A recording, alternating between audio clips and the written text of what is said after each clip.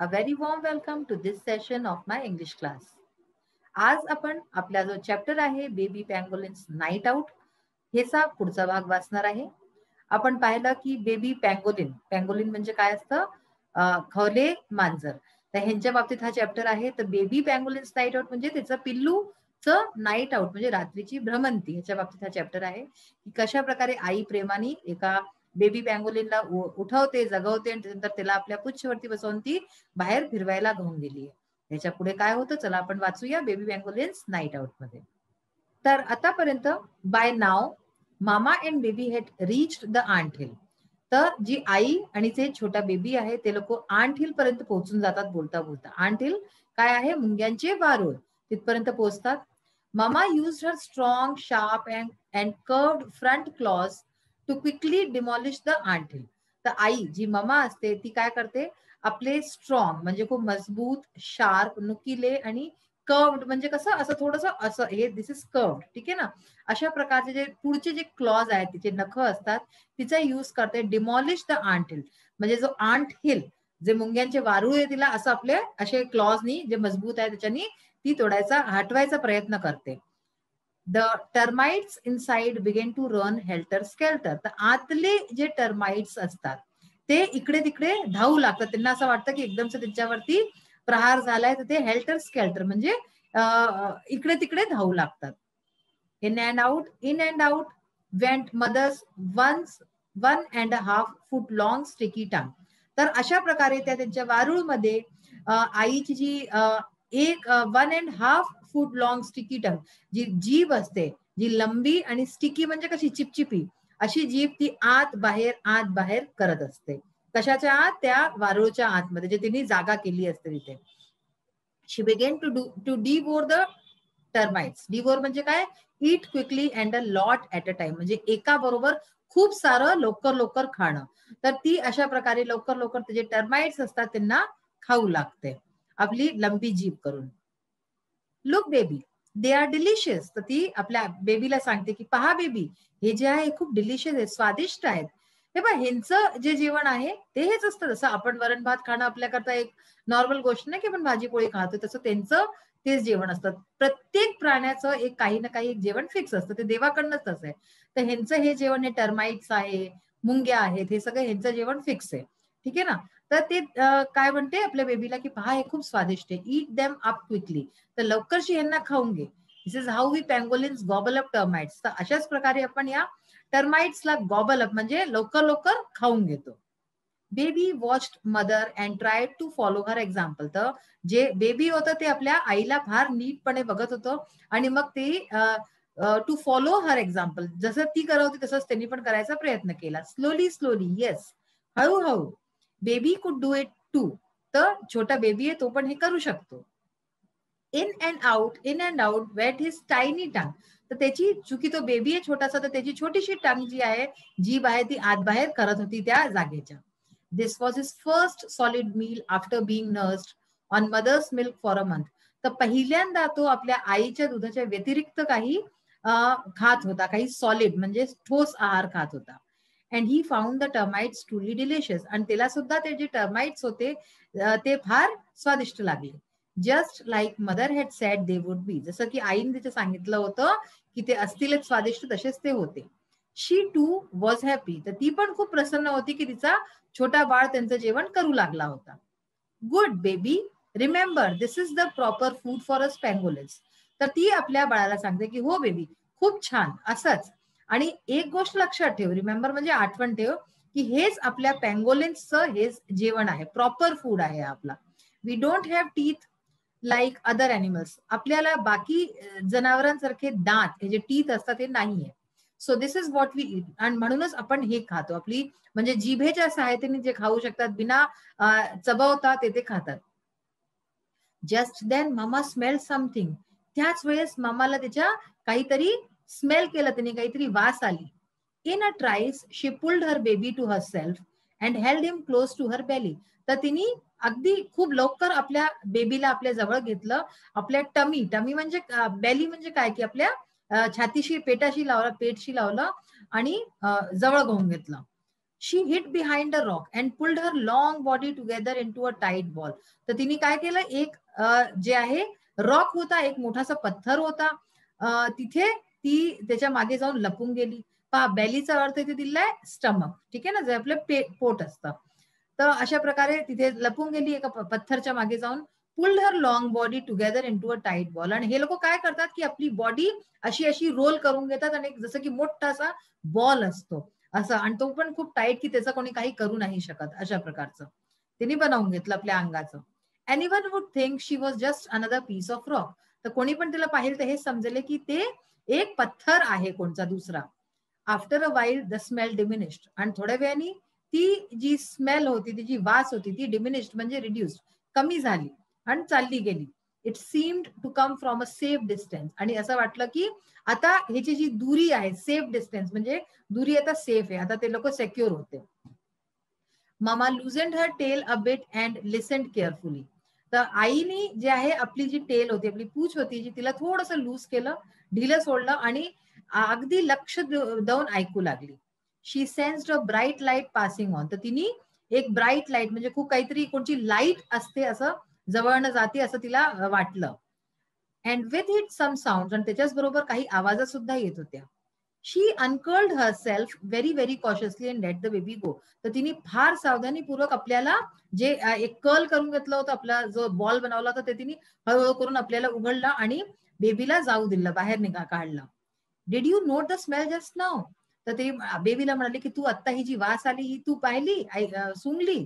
Remember it better than anything else. या वासेला तू अगदी नीट प्रकारे लक्षात ठेव आणि कोणत्याही पेक्षा. This is the smell of man. ही माणसाची वास होती. Some of them are wicked beyond measure. तर हे माणूस जे आहे, काही काही माणसं इतके वाईट असतात, बियॉन्ड मेजर म्हणजे विदाऊट लिमिट, खूपच खराब असतात की आपण सोचूही नाही शकत. They search for our holes nest and dig them up. ते आपले जे आपले घर आहे, होल्स आहे, आपले भोक आहेत, तिथे त्यांना शोधतात आणि त्याला डिग करतात म्हणजे त्यांना खोदून देतात. दे किल अस. आपल्याला मारून टाकतात. Eat our flesh. आपला जो फ्लॅश आहे, आपला मांसला खातात. And sell our skins to earn loads and loads of money. आणि आपल्या जो अंगावरती स्केल्स आहेत त्यांना विकून त्याच्याशी खूप सारे पैसे बनवतात. Humans think our scales are medicinal. माणसांना असं वाटतं की आपली जी स्केल्स आहेत, जे अंगावरती, जे तुम्हाला त्या फोटोत दाखवलं होतं, ते मेडिसिनल आहेत, म्हणजे त्यात औषधी गुण आहे. लॉंग अगो Wien only tribal people living in the jungles knew about us, the situation was not so bad. तर खूप खूप पूर्वी जेव्हा ट्रायबल पीपल म्हणजे जनजातीचे लोक जंगलमध्ये राहत होते आणि आमच्या बारेमध्ये जाणत होते, तेव्हा ही जी सिच्युएशन आहे इतकी वर्स्ट नव्हती, इतकी खराब नव्हती. They too killed animals but not for greed. ते सुद्धा जनावरांना मारत होते, पण आपल्या ग्रीड साठी, आपल्या लालच साठी नव्हते मारत. Now you have to be on your guard against greedy people such as those we smell just now. तर तुला आता आपलं संरक्षण स्वतः करावं लागेल अशा ग्रीडी, अशा लालची लोकांच्या प्रती. वी स्मेल जस्ट नाव, जे की आता आपण सुंगलं, जशी आपल्याला आता वास आली. When we step out for our nighttime wandering, they flash harsh torch lights to spot us. जेव्हा आपण आपल्या रात्रीच्या वेळेस बाहेर निघतो, हे लोक रात्रीच्याच वेळेस बाहेर निघतात, ठीक आहे ना, आपला शिकार कराय करता. तर जेव्हा आपण निघतो तर तेव्हा ते लोक आपले जे टॉर्चची जे लाईट आहे, ती जितकी उजड असते, ती आमच्या अंगावरती फेकतात टू स्पॉट अस, आपल्याला शोधाय करता. And then shoot us with their guns. आणि त्याच्यानंतर आपल्या गन्सनी आम्हाला मारून टाकतात. These very same wicked people have destroyed our habitats and cleared away jungles. तर हेच ते खराब वाईट लोक आहेत. हॅबिटेट्स म्हणजे काय, नॅचरल होम्स, जिथे हे लोक नॅचरली राहतात, हे अशा प्रकारचे जानवर.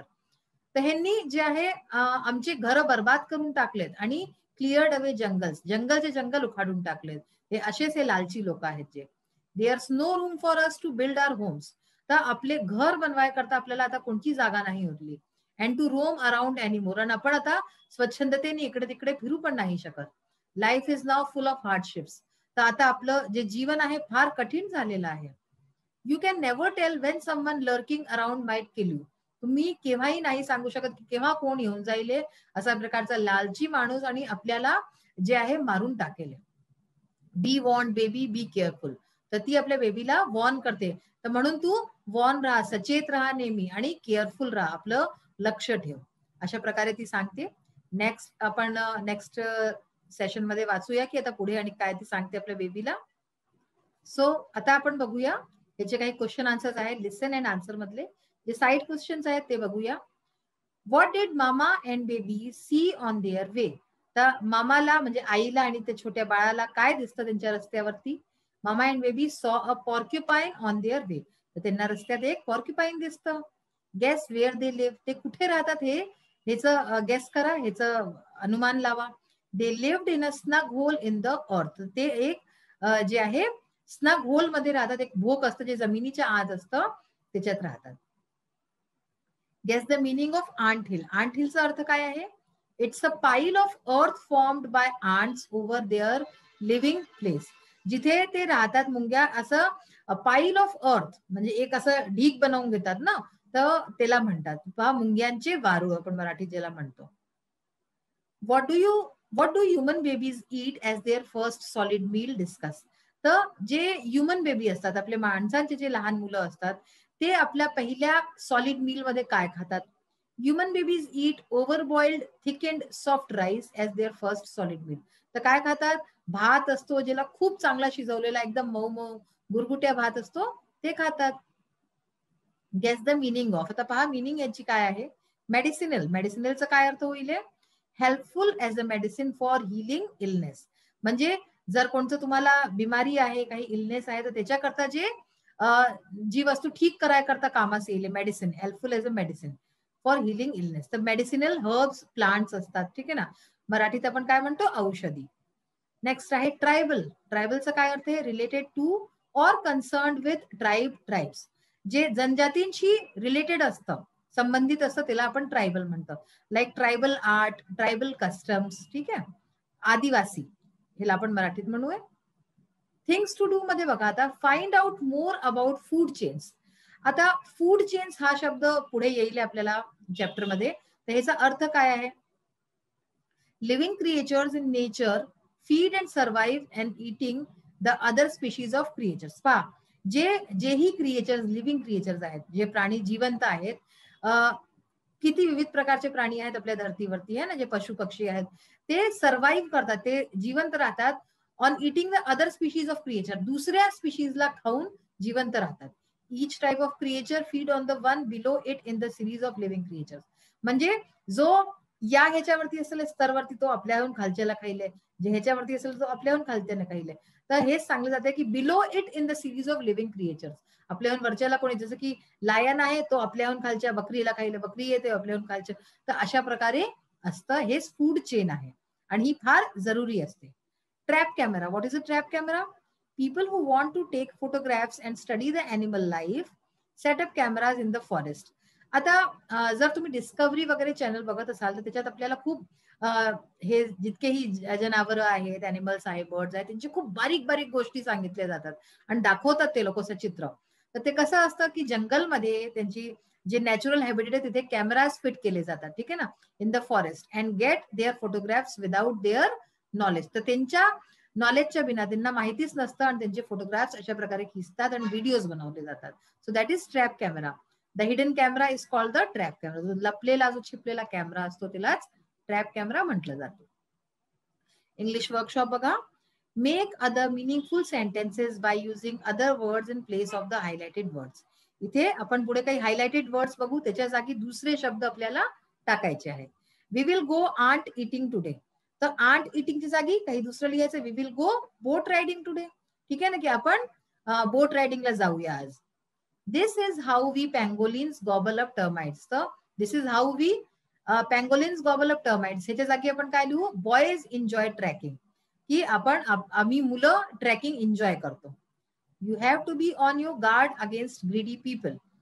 तर जे लोभी लोक आहेत त्यांच्या प्रती तुला खुद्दला स्वतः आपलं गार्ड बनावं लागेल, रक्षा करावी लागेल. You have to be on your guard against selfish friends. त्याच्या जागी आपण सेल्फिश फ्रेंड लिहिलं, की जे स्वार्थी मित्र असतात त्यांच्याशी आपली सुरक्षा स्वतः करायची. Life is now full of hardships. Life is now full of comforts. Comforts म्हणजे काय? जे आराम आहे, आरामाने भरलेलं आहे आपलं जीवन. आता बघा ही स्लाइड बघा तुम्ही. ह्याच्यात तुम्हाला ऍक्च्युअल कळेल की हे पँगोलिन्स काय असतात. हे पहा, हा छोटा बेबी आहे, हा ह्याच्या टेल वरती आहे आणि ही मामा पँगोलिन आहे.